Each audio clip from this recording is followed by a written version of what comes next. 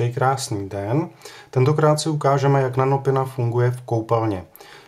Tady sami vidíte, že baterie, na kterou budeme nanášet nanopinu, je znečištěná a je na ní usazený vodní kámen. A v krátkosti si ukážeme tedy, jak s nanopinou pracovat a jak dosáhnout antibakteriální ochrany v koupelně po dobu 4 měsíců. Takže první, co je důležité, pěnu si protřepeme před aplikací.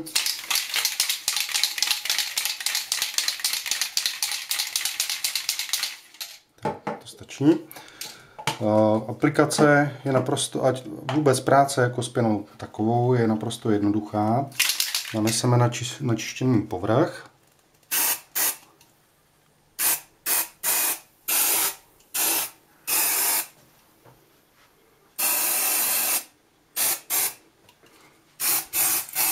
Můžeme vlastně i okolo baterie, kde jsou usazeniny.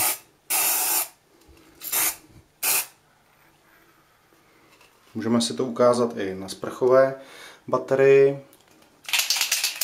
Tady vidíte taky usazeniny, které jsou na bateriích velice časté.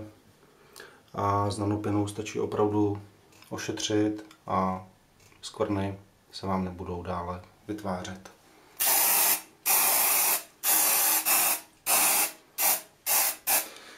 Tak teď stačí počkat zhruba půl minuty až minutu a můžeme následný povrch čistit.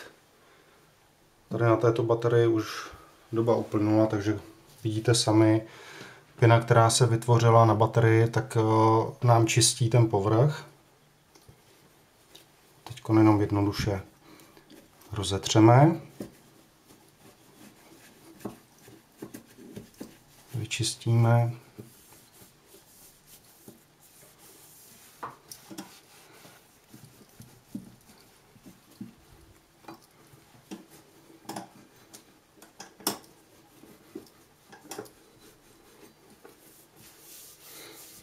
Setřeme i okolí.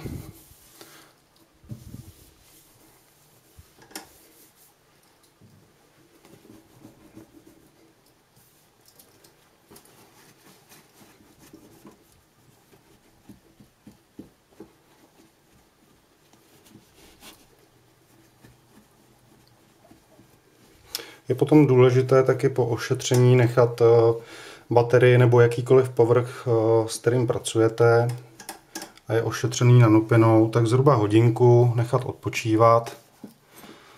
Je to z toho důvodu, že vlastně nanovrstva, která vám vytváří tu ochranu toho povrchu, tak potřebuje nějaký čas k tomu vyzrání, k tomu, aby ten účinek byl dlouhodobý.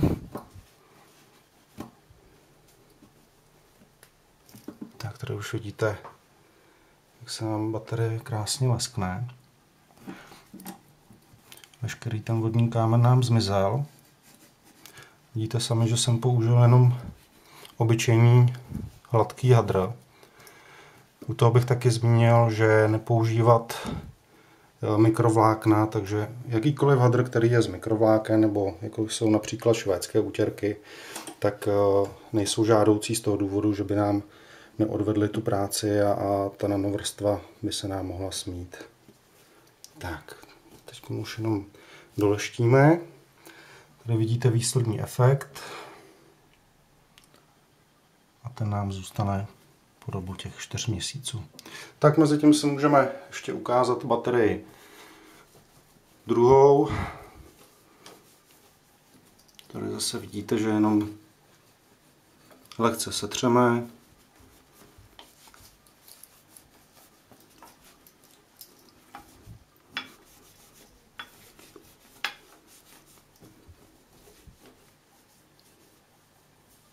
Opravdu docílíte vysokého lesku a ochrany bez jakékoliv větší námahy.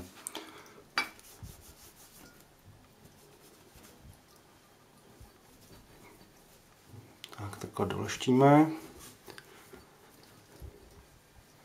Ještě je dobré taky si povrch předtím vysušit, než nanesete tu nanopinu. Ta voda, která potom vám tam zůstala, tak může způsobovat to, že to rozleštění potom je o něco horší.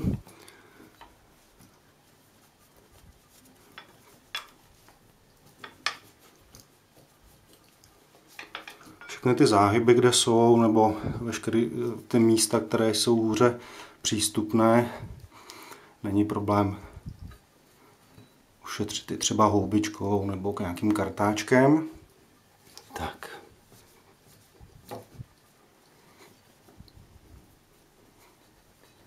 Tady už zase vidíte, že se nám opravdu baterie krásně leskne.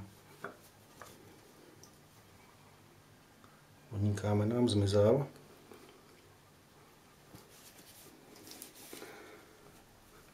A v takovémto stavu by nám to mělo vydržet až ty 4 měsíce.